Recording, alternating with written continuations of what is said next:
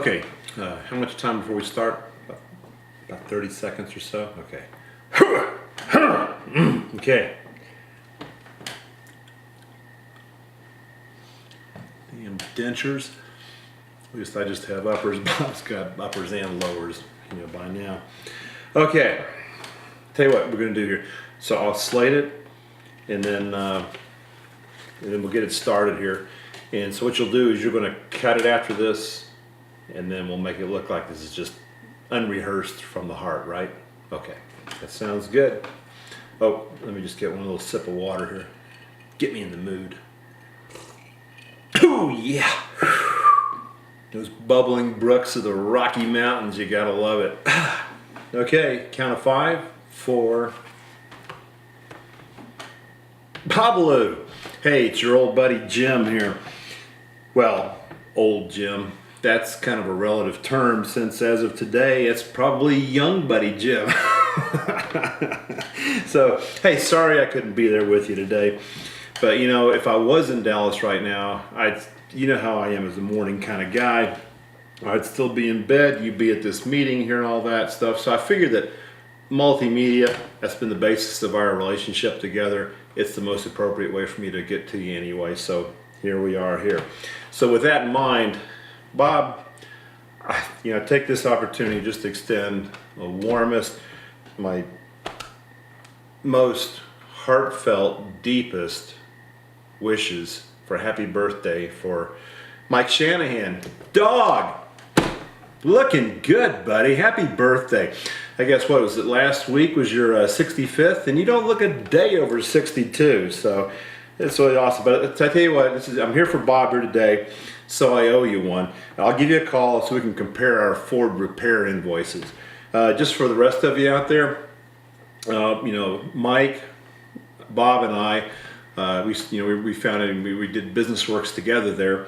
And back in the formative days, back when we were just really a startup and we're not taking any salaries, which was from like 1992 until we actually sold the company in 2001,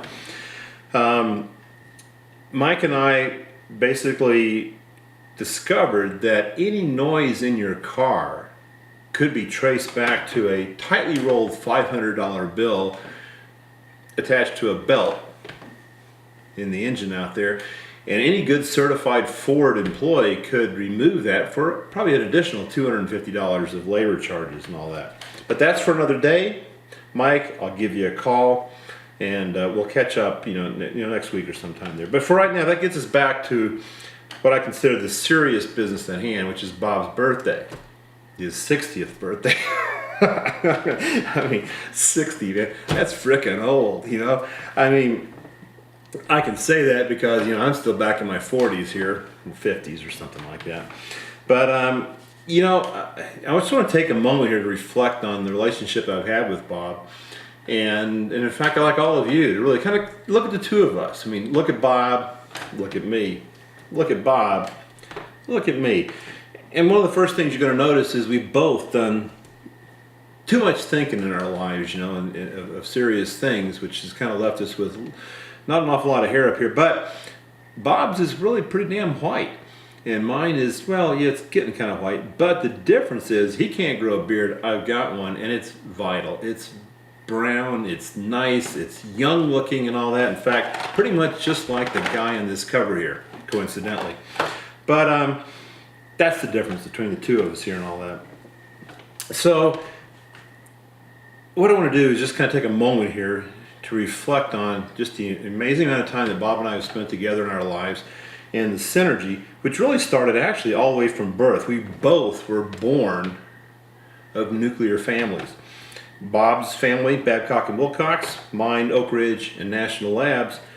And in fact, we were born, both of us, instead of the, the little plastic band that the little baby has, it's got the identification information and stuff. We both had dosimeter necklaces instead, and we'd actually received about 150 rad by the age of 4. So our bonding began, or maybe a fusion began, quite a few years even before we met each other.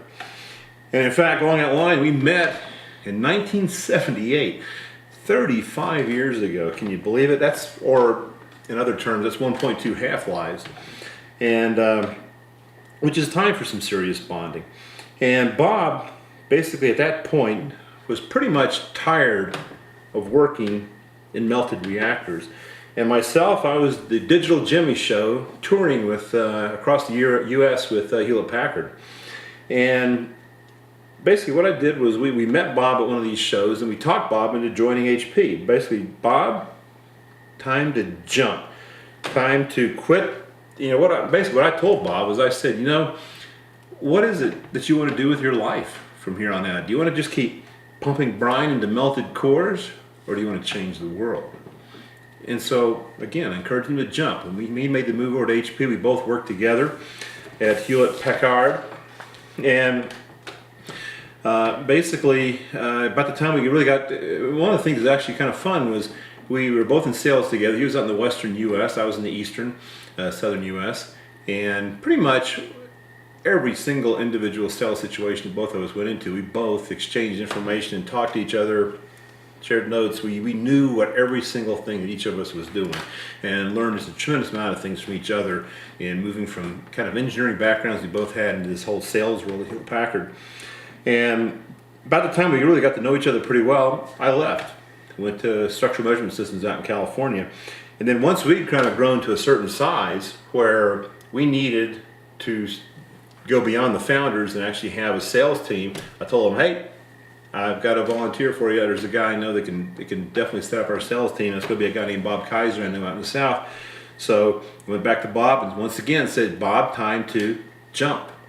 Make the leap. Come on over here. So Bob did. We joined each other again in a second company together at SMS. And then we did that for a while, got nice and comfortable doing everything there. And then once again, I split and took off and got married, moved up to Ohio. And but things didn't kind of work out the way exactly wanted to and all that. At this time, Bob came to me and said, hey, multimedia, that's the future. Not plastics, multimedia. And what he encouraged me to do was to jump. Leave Ohio, leave the stuff that wasn't working well, come down to Dallas, the big D, and let's start a company called BusinessWorks. And we don't know exactly what we're doing, but we're going to make something work and all that. And so basically we did that. So we worked together there, and then ultimately we split up again. I did another startup company. Bob certainly was a big instigator in helping me get that up and going and all that. So I've known Bob for 35 years. He's been the closest, best, most wonderful friend I've ever had in my life. No question about it. And ultimately what we've ended up doing is we've settled in, myself at 5,400 feet of elevation with my lovely wife Laura, Bob better grounded down at 600 feet above sea level with Ginger, who basically Ginger I think is the only cadmium rod that can actually help Bob stay stable. But anyway, the one thing that Bob has given me, taught me, that I've also passed along to almost every little startup company I got involved with up here in the Colorado area, has been his belief that you have to have confidence in your own ability to perform. What that means is, that was our transition, Bob and I both, kind of being engineers and moving into the real world. It's our way of looking at things and saying, you know, if you can look at the end and know that you're always going to land on your feet, well then it doesn't matter how high the platform is, you can jump and you'll always land on your feet. So have confidence in what you can do, and then you can take any risk and do whatever you want to do. And so we did that several times together, and we've done it independently and all along kind of staying together with it. And I hope we get another opportunity to do something together again and make that leap together and do the jump. And so Bobalu, love you, man. You've been the best to me. It's been an awful long time we've known each other. You're very important to me. And wish I could be there with you today, but I'll be with you, you know, with some peanut oil and a turkey probably on Thanksgiving or so. So take care. I love you, man. And I stand up and take a bow for you, but you know this video business that we started on stuff, I don't have any pants on, so I can't do that. So anyway, I love you, man. Take care. Bye-bye.